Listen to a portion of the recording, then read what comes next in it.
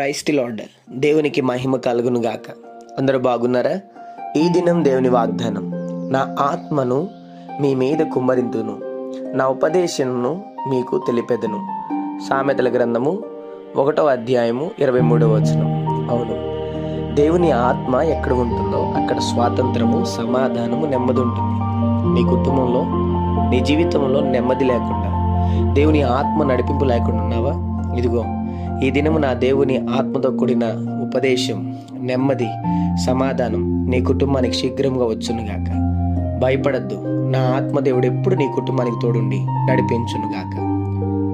ప్రార్థన. ప్రేమ కనికరం గల మా తండ్రి, నీకు వందనాలు.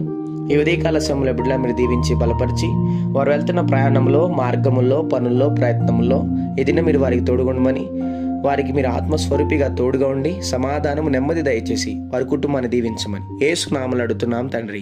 ఆమేన్.